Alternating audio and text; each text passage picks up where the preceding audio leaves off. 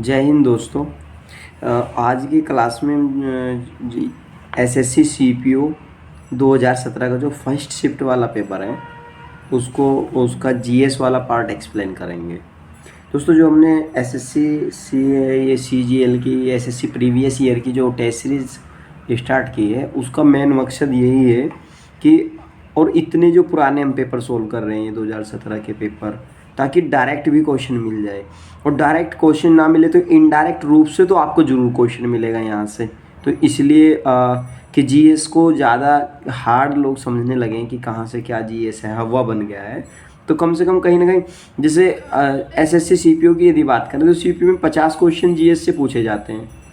और यदि आप सीपीओ का एग्ज़ाम दे रहे हैं तो मैं आपको बताऊं कि आप 85 क्वेश्चन तक करने की फॉर्म में रहोगे डायरेक्टली। ठीक है, तो आप कंटिन्यू से देखते रहें। और चलो तो चलते हैं जीएस वाले पार्ट पर। पहला क्वेश्चन देखते हैं। जो पहला क्वेश्चन है, भारत में नियोजित अर्थव्यवस्था किस प्रणाली पर आधारित है? जो भारत की नियोजित अर्थव्यवस्था है वो समाजवादी व्यवस्था पर आधारित है। ठीक है, ना कि परंपरा प्रणाली और कमांड सिस्टम, इनके ऊपर तो है ही नहीं।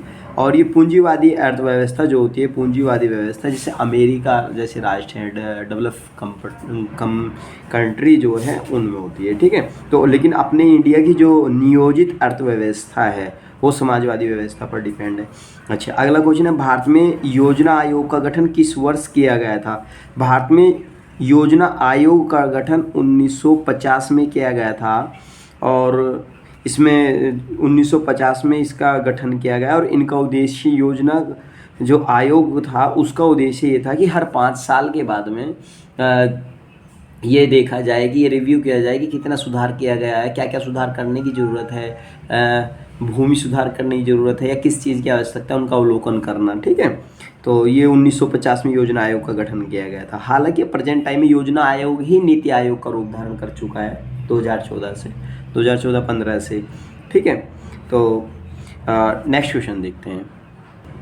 इस क्वेश्चन में क्या है कि आपका निम्नलिखित में से कौन सा जोड़ा गलत है? आप फोकस यहाँ करें, निम्नलिखित में कौन सा जोड़ा गलत है। अच्छा, एक 5वीं पंचवर्षीय योजना 1961 से 66, आप एक बार बताओ, पंचवर्षीय योजनाएं स्टार्ट कब हुई? 1951 में पहली पंचवर्षीय योजना।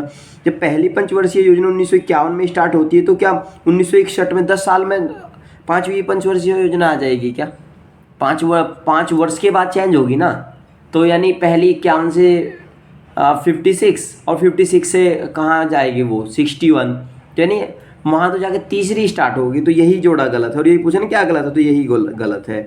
बाकी 8वीं पंचवर्षीय योजना का टाइम टेबल यही है, 11वीं पंचवर्षीय योजना का टाइम टेबल यही है, और प्रथम पंचवर्षीय योजना है आपकी 1951 से 1956 के समय।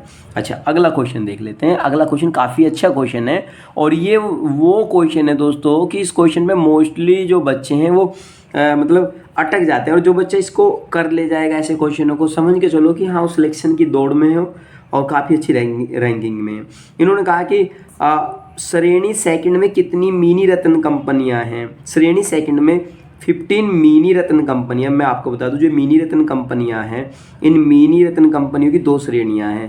पहली श्रेणी में तो आपका मिनी रत्न आ गया और दूसरी श्रेणी में आता है पीएसयू। और ये दूसरी श्रेणी पूछा है ना, पीएसयूज जो हैं, पीएसयूज सेकंड श्रेणी में आते हैं। और वे उनकी संख्या कितनी है? 15 प्रेजेंट टाइम में भी। और मिनी रत्न है 64। देखो इस क्वेश्चन की जो ये आपका लिस्ट है इनकी, भाई 64 कौन कौन सी कंपनियां हैं और 15 कौन कौन सी कंपनी है, महारत्न, नवरत्न, मिनी रत्न। इससे मैं ना एक पीडीएफ शेयर करूंगा अभी ग्रुप में, अपने टेलीग्राम ग्रुप में। आप जाके वहाँ टेलीग्राम ग्रुप में से उसे कलेक्ट कर ले, ताकि वहाँ से आपका एक व्यू बना रहे और आपका एक लंबे अच्छी समझ के लिए आप उसका हेल्प ले सके दोस्तों। अच्छा, अब क्वेश्चन नंबर नेक्स्ट देख लेते हैं। देखो जो ये क्वेश्चन है, ये क्वेश्चन क्या है कि जीएनपी माइनस मूल्यह्रास भत्ते, जीएनपी माइनस मूल्यह्रास बराबर क्या हो जाएगा? एनएनपी आ जाएगा। देखो जीएनपी क्या है? Gross national product. यदि ग्रोस नेशनल प्रोडक्ट में से आप मूल्यह्रास हटा देंगे तो आपके ये क्या आ जाएगा? नेट नेशनल प्रोडक्ट आ जाएगा। देखो जैसे आपका ग्रोस नेशनल प्रोडक्ट है आगे बात समझे, ग्रोस नेशनल प्रोडक्ट में से आप मूल्य ह्रास हटा दो, मूल्य की कितने मूल्य की हानि हुई है, तो आपका क्या आ जाता है, net national product, net national product. तो यही, और ये इसमें देखो राष्ट्रीय आय और एनडीए, ये तो अब यहाँ इधर ये मैंने इसको सेट किया हुआ है, यहाँ आप देख लेंगे शायद दिखाई दे रहा है ना, ये इधर ऊपर देखो, ऊपर ये सी वाला पार्ट, तो एनएनपी इसका आंसर है। नेक्स्ट क्वेश्चन देखते हैं। नेक्स्ट क्वेश्चन को ऐसे में थोड़ा सा यहाँ से लगा दूँ दोस्तों, आप देखने का प्रयास करें प्लीज़। ये वाला क्वेश्चन दिखाई दे रहा है ना आपको, ये वाला क्वेश्चन, जब सरकार के विभिन्न अंगों के बीच शक्ति साझा की जाती है तो इसे खालिस्तान के रूप में जाना जाता है। काफ़ी अच्छे क्वेश्चन हैं एसएससी सीपीओ में। इन क्वेश्चनों से एक हम अपना व्यू भी डेवलप कर सकते हैं। व्यू डेवलप करने का मतलब है कि आप किसी एग्जाम में केवल कॉमन सेंस के आधार पर आप आंसर क्लिक कर सकते हो। और जहाँ तक है कि देखो कोई भी एग्जाम हो दोस्तों, आपको एक बात तो समझना पड़ेगा कि डायरेक्टली कोई कितना भी पढ़ लो, जैसे यूपीएससी का एग्जाम है, 100 के 100 क्वेश्चन कोई नहीं कर पाता है। केवल आप ज़्यादा पढ़ेंगे, दिन रात पढ़ेंगे, तो 30 से 35 क्वेश्चन तो आप कर लोगे पेपर के, लेकिन उसके बाद में कट ऑफ तक पहुंचने के लिए, अच्छा स्कोर करने के लिए आपको कॉमन सेंस, एलिमिनेशन मेथड उसको यूज करना पड़ता है, और वही आपको यहाँ यूज करना पड़ेगा। और ये इसी लेवल के क्वेश्चन है। देखिए इसमें क्या है कि इसका आंसर हो जाए शक्तियों का पृथक्करण। शक्तियों का पृथक्करण का जो सिद्धांत है, ये वो सिद्धांत है कि सरकार के जो अंग है, कार्यपालिका, विधायिका, इनके बीच में, कार्यपालिका और विधायिका के बीच में शक्तियों का जो पृथक्करण है, वही उसी की बात करता है कि बीच में शक्ति साझा की जाती है तो इसे खालिस्तान के रूप में जाना जाता है। तो इसका आंसर हो जाएगा बी। दोस्तों नेक्स्ट क्वेश्चन देखते हैं। इस क्वेश्चन में क्या कहा है कि सरकार के गठबंधन रूप के बारे में निम्नलिखित में से कौन सा सही है। सरकार का जो गठबंधन के रूप हैं उनमें से निम्नलिखित में से क्या सही है। अच्छा, गठबंधन शब्द क्या होता है? गठबंधन, आप एक बात समझ लो, बस इसी को इसमें एक्सप्लेन किया गया है। गठबंधन होता है जब एक दल पूर्ण बहुमत से सरकार नहीं बना पाता है तो वो किसी दूसरे पार्टी के सदस्यों को या निर्दलीय को अपने साथ मिला लेगा। अब जैसे अभी रिसेंटली, इससे बड़ा एग्जाम्पल कुछ नहीं हो सकता, जैसे बिहार है, बिहार में नीतीश के जेडीयू और ये आपस में दो दलों ने मिलकर सरकार बनाई है अभी। जो एक तेजस्वी यादव है एक दल तो, और एक दल आपका नीतीश का हो गया, दोनों दल ने मिलकर एक साथ सरकार बनाई है। बहुत जगह गठबंधन की सरकारें हैं, ठीक है। शायद आपका हरियाणा में भी गठबंधन की सरकार है। तो ऐसे जब दो दल एक जगह साझा करते हैं, अलग अलग राजनीतिक दल दो एक जगह मिलते हैं या तीन एक जगह मिलते हैं, दो या दो से अधिक दल मिलकर कोई सरकार बनाते हैं, वो गठबंधन सरकार होती है। क्वेश्चन नंबर 58 को देख लेते हैं। क्वेश्चन नंबर 58 काफ़ी अच्छा क्वेश्चन है। देखो फोकस करें आप। किस प्रकार की सरकार स्वतंत्र और निष्पक्ष चुनाव पर आधारित है? किस प्रकार की सरकार निष्पक्ष चुनाव पर आधारित है? निष्पक्ष चुनाव पर आधारित है, स्वतंत्र और निष्पक्ष चुनाव पर आधारित है। जहाँ वर्तमान में सत्ता में रहने वालों के पास खोने का एक अच्छा मौका है। देखो जैसे अभी इंडिया की सरकार है, इंडिया की सरकार ऐसी ही तो सरकार है। आप वोट देने जाओगे निष्पक्ष रूप से तो वोट देते हो। अब वो आपकी अलग सिरदर्दी है कि आपके बोल दिया ये बड़ा साहूकार लोग करो वोट उसकी देनी है, तो वो फंडा अलग है। बट लोकतांत्रिक जो व्यवस्था है, डेमोक्रेटिक जिसको बोलते हैं, लोकतांत्रिक व्यवस्था में लोग निष्पक्ष चुनाव समझते हैं और स्वतंत्र होकर वोटिंग करते हैं। ओके दोस्तों, तो इसका आंसर आपका क्या हो जाएगा? लोकतांत्रिक हो जाएगा। अगला क्वेश्चन पे बात करते हैं। अगले क्वेश्चन में क्या कहा है कि राज्यसभा का सदस्य बनने के लिए न्यूनतम आयु कितनी होनी चाहिए? राज्यसभा का सदस्य बनना है तो उसके लिए न्यूनतम आयु कितनी हो, इस बात को देखो। जैसे पहला ऑप्शन 20 साल, 22 साल, 30 साल, 25 साल। जो ये 30 साल है ये राज्यसभा के सदस्य के बनने के लिए न्यूनतम आयु है, और 25 वर्ष जो है आपको लोकसभा का सदस्य बनना है तो आपको 25 वर्ष होना चाहिए। और यदि आपको राज्यसभा का सदस्य बनना है तो आपकी आयु 30 वर्ष होनी चाहिए। यदि आपको राष्ट्रपति बनना है तो 35 वर्ष होनी चाहिए। प्रधानमंत्री या मुख्यमंत्री बनना है तो 25 वर्ष बन के भी आपका काम चल जाएगा, ठीक है। अच्छा, जो राज्यसभा है, राज्यसभा के सदस्यों का कार्यकाल 6 वर्ष होता है, ठीक है, और लोकसभा के सदस्यों का कार्यकाल 5 वर्ष होता है, ठीक है। जबकि राज्यसभा परमानेंट सदन है और लोकसभा अस्थायी सदन, टेम्परेरी जिसको बोलते हैं, ठीक है। अच्छा, क्वेश्चन नंबर नेक्स्ट देख लेते हैं। क्वेश्चन नंबर नेक्स्ट काफ़ी अच्छा क्वेश्चन है। देखो आज़ादी के बाद से भारत में कितनी बार राष्ट्रीय आपातकाल घोषित किया गया? आज़ादी के बाद से अब तक कितनी बार राष्ट्रीय आपातकाल घोषित किया जा चुका है?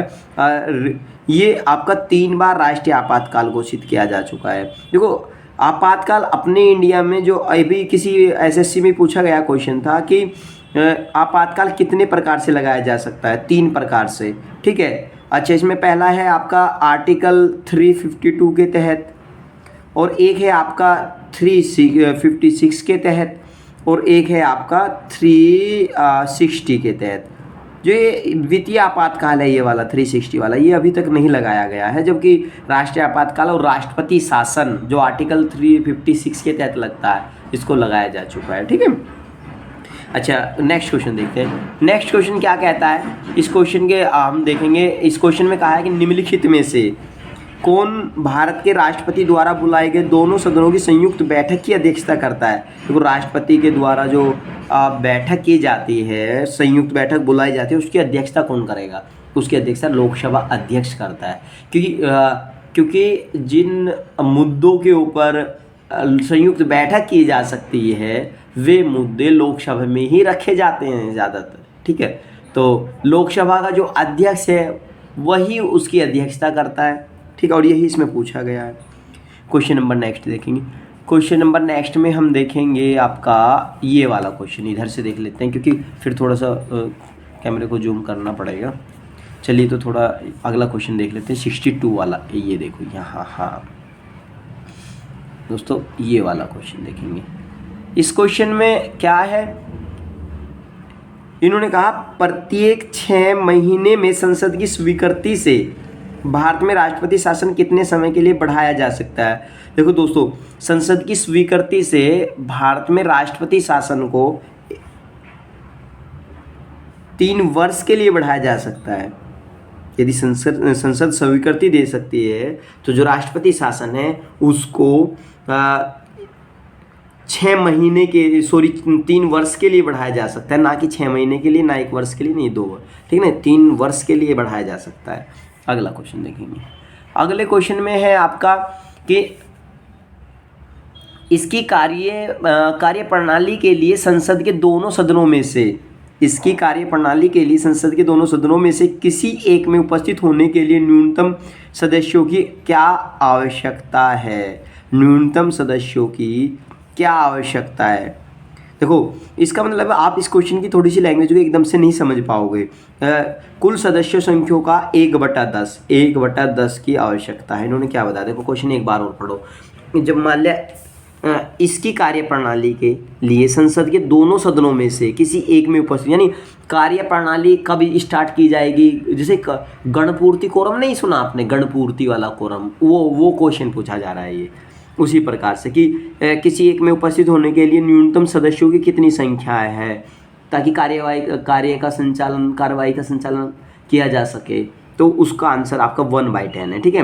1/10 ये गणपूर्ति भी बोलते हैं, गणपूर्ति, ठीक है, गणपूर्ति। अच्छा, नेक्स्ट क्वेश्चन की यदि हम बात करते हैं, नेक्स्ट क्वेश्चन काफ़ी अच्छा क्वेश्चन है, आपका एंशिएंट हिस्ट्री से है। सिंधु घाटी सभ्यता में कालीबंगन निम्नलिखित में से किसके लिए प्रसिद्ध है?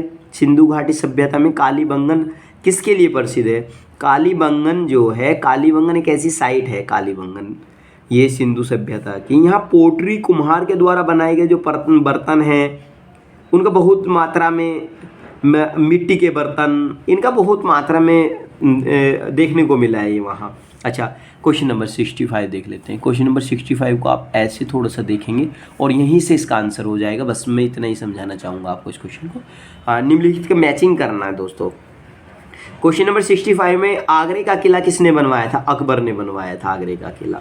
ताजमहल शाहजहाँ ने बनवाया था, और पुराना किला जो है वो शेरशाह सूरी ने बनवाया था। ये तो दोनों आपके याद होंगे, इसको आपको याद रखना है, दिमाग में थोड़ा ध्यान रखना है, ठीक है, क्योंकि ये दो तो हर किसी के याद है। अब ऐसी मैचिंग वर्ड इस बार आपके पेपर में आ जाए और वहाँ ये दोनों ना हो, ये कि ये हो और नए दूसरे हो, तो आप केवल इसी की सहायता से जो ऑप्शन दिए रहते हैं उनको एलिमिनेशन करके आंसर पे चले जाओगे। तो इसलिए ये दोनों तो आपके याद हैं, इनकी तो कोई ज़रूरत नहीं। आगरे का किला अकबर ने, ताजमहल शाहजहाँ ने, लेकिन ये पुराना किला जो यहाँ थोड़ा सा ट्रैप कर सकते हो, तो इसे थोड़ा माइंड में सेट कर लो, सबकॉन्शियस माइंड में। तो ये शेर शाह सूरी ने बनवाया था। जब ये शेर शाह सूरी ने बनवाया था तो इसको हमने इतना याद रख लिया। अब आगे मैंने इस प्रकार का आ जाए और उसमें 2-3 ऑप्शन अलग हो और एक ये हो, तो आप वहाँ से अपना क्वेश्चन टैकल कर लोगे दोस्तों।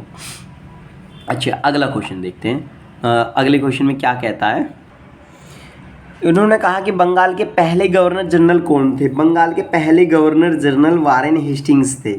वारेन हेस्टिंग्स जो थे वो बंगाल के प्रथम गवर्नर जनरल थे।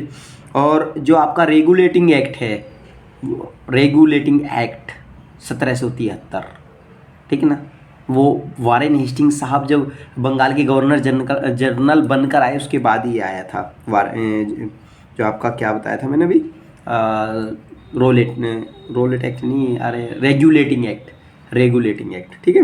अच्छा, नेक्स्ट क्वेश्चन है, पानीपत की दूसरी लड़ाई किन दो सेनाओं के बीच लड़ी गई थी। पानीपत की दूसरी लड़ाई, देखो पानीपत की दूसरी लड़ाई ये आपका 1756 की शायद बात, 1756 1556, हाँ 1556 में ये लड़ाई लड़ी गई।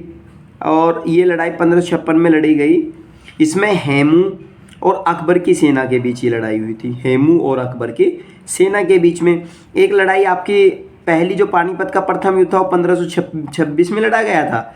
और 1526 में जब ये युद्ध लड़ा गया तो यहाँ बाबर एक तरफ है और इब्राहिम लोदी, बाबर और इब्राहिम लोदी के बीच में ये युद्ध लड़ा गया। और एक जो तीसरी लड़ाई है वो 1761 में है, पानीपत की तीसरी लड़ाई। और पानीपत की तीसरी लड़ाई में मराठे और जो मुगल हैं और अप्रत्यक्ष रूप से अंग्रेजों की जीत हुई थी इसमें, यदि देखा जाए तो, क्योंकि अंग्रेज अपनी कूटनीति के माध्यम से इस लड़ाई में इंटरफेयर किए थे। रॉबर्ट क्लाइव जो है वो अपनी कूटनीति के माध्यम से तो इसमें इंटरफेयर करता है। और वैसी लड़ाई देखने को होती है मराठा और आपके जो ये मुगल हैं इनके बीच होती है। लेकिन पॉइंट क्या बन जाता है यहाँ ध्यान रखने का, कि यहाँ एक इतिहासकार ने पूछा है कि मुख्य रूप से जीत किसकी होती है पानीपत की तीसरी लड़ाई में, तो इसका आंसर हो जाता है आपका अंग्रेजों की जीत होती है। अच्छा दोस्तों, एक इतिहासकार ने कहा है कि पानीपत की तीनों लड़ाइयाँ मतलब इतनी प्रकंपित लड़ाइयाँ पानीपत में ही क्यों लड़ी गई। एक क्वेश्चन है कि प्रकंपित लड़ाइयाँ क्यों कहा गया, क्योंकि इन्होंने इतिहास की दशा और दिशा को चेंज कर दिया है। अब इसने तो यहाँ मुगल साम्राज्य की नींव को रखा था। इसी ये जो अकबर और हेमू के बीच होती है, यानी इन तीनों लड़ाइयों का अपने आप में एक बहुत ज़्यादा महत्व है अदर की अपेक्षा, ठीक है। बाकी अगले वीडियो में देखेंगे और क्वेश्चनों को। इस आज के लिए इतना ही काफ़ी दोस्तों, मिलते हैं आपको अगली वीडियो के साथ। इसमें जीएस के काफ़ी क्वेश्चन हम ज़्यादा एक्सप्लेन करेंगे और कम क्वेश्चन ले लिया करेंगे, मुझे ऐसा लगता है, ताकि मैं चाहता हूँ कि केवल फॉर्मेलिटी ना की जाए, इस तरीके से एक्सप्लेन करूँ ताकि आपके एग्जाम में मिले और आप उस मेरे चैनल के ऊपर ट्रस्ट करें कि हाँ रॉयल कंपटीशन क्लासेस में हमने पढ़ा, वहाँ से कई क्वेश्चन मिले हैं। जिस प्रकार पहले भी हमारे टेस्ट सीरीज में से क्वेश्चन मिले हैं, प्रीवियस ईयर में से ही यूपी SSSC का जो पैट एग्ज़ाम हुआ था, फॉरेस्ट गार्ड हुआ था, वहाँ तक हमारे क्वेश्चन मिले हैं। तो मैं चाहता हूँ कि यहाँ SSC में भी ज़्यादा से ज़्यादा क्वेश्चन मिलें और आप लोगों का ट्रस्ट बढ़े और आप लोग ज़्यादा से ज़्यादा हमसे जुड़ें। और ये एक हमारी जो फ्री ऑफ कॉस्ट क्लासेस वाली एक मुहिम है, इसको आप जन जन तक पहुँचाएँ, गरीब लोगों तक आप इसको पहुँचाएँ, ताकि वे बेचारे फ्री में अपना एक जो गवर्नमेंट जॉब का सपना होता है उसे अचीव कर सके। जय हिंद दोस्तों, मिलते हैं फिर। Thank you.